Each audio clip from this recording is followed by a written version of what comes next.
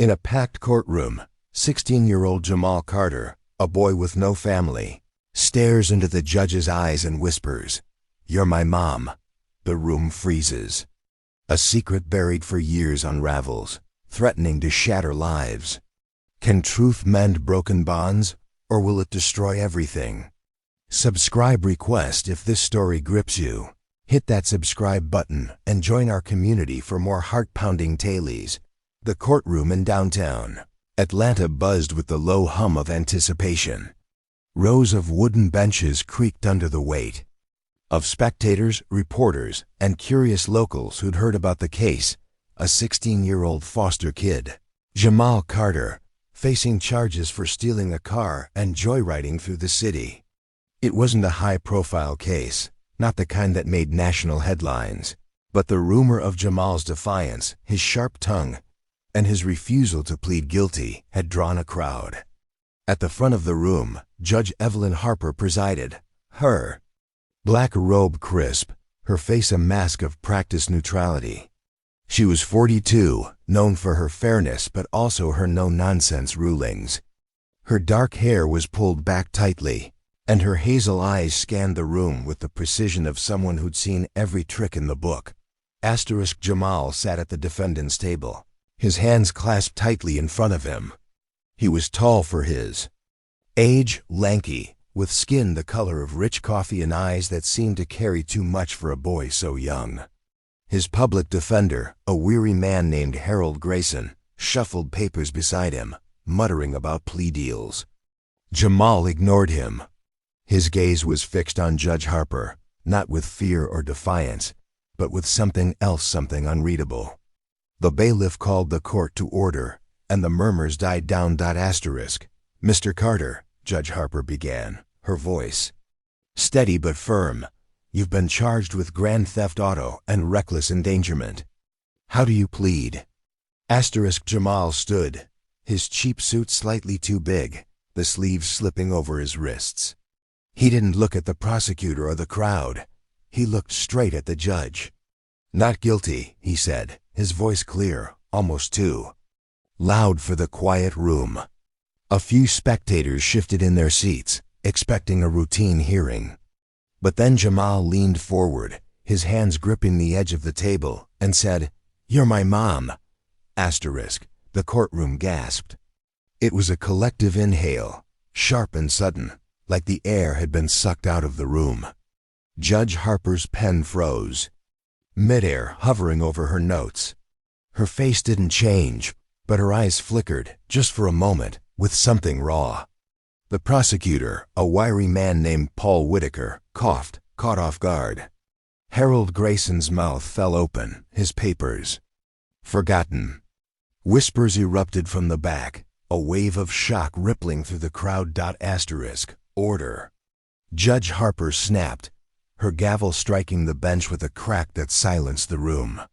She leaned forward, her voice low but cutting.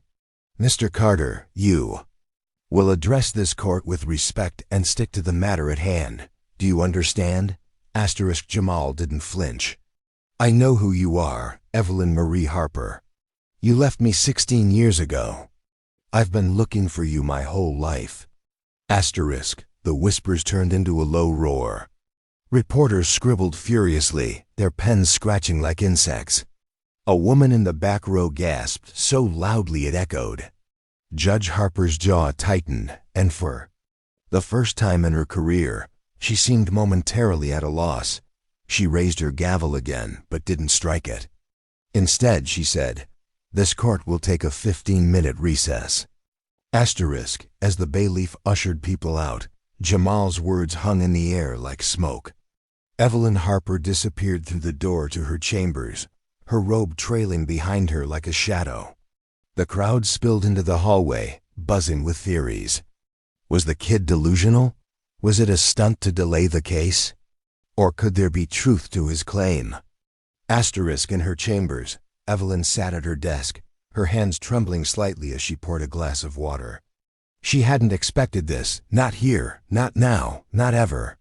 16 years ago, she'd been a different person, Evelyn Marie Carter, a scared 26-year-old with a newborn she couldn't keep. She'd given him up, signed the papers, and walked away, believing it was the only way to give him a better life. She'd changed her name, built a career, and buried that chapter so deep she thought it could never resurface. But now here was Jamal, her past staring her in the face, calling her out in front of the world. She remembered the day she'd left him at the hospital. It was a rainy April morning in Savannah, the kind of rain that soaked through everything. She'd been alone, no family to lean on, no partner to share the burden. Her baby had been so small, wrapped in a blue blanket, his tiny fists curled as he slept. She'd named him Jamal after her grandfather and whispered an apology before signing the adoption papers. She'd told herself it was for his good, that she couldn't provide the life he deserved. But the truth was messier. She'd been running from poverty, from shame, from the weight of being a single mother in a world that felt too heavy. Back in the courtroom, Jamal sat with Harold, who was trying to make sense of the outburst. "Kid, what was that?" Harold whispered, his tie loosened, sweat beading on his forehead. "You can't just accuse a judge of being your mother. You got proof?" Jamal reached into his pocket and pulled out a worn photograph, its edges frayed from years of handling. It showed a young woman, maybe in her mid-20s, with the same hazel eyes as Judge Harper, holding a baby. On the back, in faded ink, was written, "Evelyn and Jamal, April 2009. Where'd you get that?" Harold asked, his voice low. "My foster mom, Miss Clara, gave it to me when I was 10, Jamal said. She said it was all they had from my birth mom. I've been carrying it ever since, trying to find her." Harold stared at the photo, then at Jamal. "This is thin, kid. A photo doesn't prove anything. You're gonna need more than that to make a claim like this." "I know it's her," Jamal said, his voice steady. "I've been in foster homes my whole life, bounced around, nobody wanting me. One found her name in some old records last year, Evelyn Marie Carter. She changed it to Harper, but it's her. I know it." When the recess ended, the courtroom filled again, the air thick with tension. Evelyn returned to the bench, her face composed but pale. She avoided looking at Jamal, focusing instead on the papers in front of her. "Mr. Carter," she said, "your statement earlier was out of order. This court is here to address your charges, not personal matters. Do you have anything to say regarding the case?" Jamal stood again, the photograph now tucked back in his pocket. "I stole the car," he said, his voice calm but deliberate. "I admit it. I was trying to get to Savannah to find you. I didn't have money for a bus, so I took a car from my foster dad's lot. I wasn't joyriding. I was looking for my mom." Another gasp rippled through the crowd. Evelyn's hand tightened around her pen, but she didn't look up. The prosecutor stood, clearing his throat. "Your Honor, this is clearly a tactic to manipulate the court. The defendant's personal claims are irrelevant to the charges." Evelyn nodded, but her voice was quieter than before. "Mr. Whitaker, I agree. However, I will allow the defendant to speak briefly, given the unusual circumstances." Jamal took a deep breath. "I've been in 7 foster homes since I was a baby. Nobody told me why my mom gave me up. Nobody told me anything. But last year, I found a file in Miss Clara's house. It had your name, Evelyn Marie Carter, and it said you were my mother. I tracked you down. I didn't mean to cause trouble. I just wanted to see you, to ask why." The room was silent, every eye on Evelyn. She felt the weight of it, the judgment, the curiosity. She wanted to recuse herself, to walk away from this case, but she knew that would only fuel the whispers. Instead, she said, "Mr. Carter, this court is not the place for personal grievances. However, I will order a DNA test to verify your claim, conducted under strict confidentiality. Until then, we will proceed with the case. Mr. Whitaker, your opening statement." Asterisk, the trial moved forward, but the air had changed. The spectators weren't just watching a theft case anymore. They were watching a drama unfold. A mother and son reunited under the strangest of circumstances. The prosecution laid out their evidence, security footage of Jamal hot-wiring a red Honda, speeding through Atlanta's streets, nearly hitting a pedestrian. The defense argued desperation, not malice, painting Jamal as a boy searching for answers, not a criminal, asterisk, but the real story was happening off the record. That night, in her apartment, Evelyn couldn't sleep. She poured a glass of wine and stared at an old photo album she hadn't opened in years. There, tucked between pages of her college graduation and her first job, was a duplicate of the photo Jamal had shown a younger Evelyn holding her newborn son. She'd kept it, even after all these years, a quiet reminder of the choice she'd made. Asterisk, the DNA test was expedited, results due in 3 days. Evelyn tried to focus on other cases, but Jamal's face haunted her. He looked so much like her father, the same sharp jawline, the same intensity in his eyes. She wondered what his life had been like, what kind of pain he'd carried, what kind of boy he'd become. Asterisk, meanwhile, Jamal was back in juvenile detention, waiting for the next hearing. He shared a cell with a kid named Marcus who'd heard about the courtroom drama. "You really think that judge is your mom?" Marcus asked, tossing a rubber ball against the wall. Asterisk, "I know she is," Jamal said. "I've got nothing else." "If she's not, then what's the point?" Asterisk, the next twist came 2 days later, when Harold Grayson received an anonymous letter at his office. It was typed, no signature, and it claimed that Evelyn Harper had falsified documents to hide her past as Evelyn Carter. The letter alleged she'd paid off a social worker to seal Jamal's adoption records, ensuring no one could trace him back to her.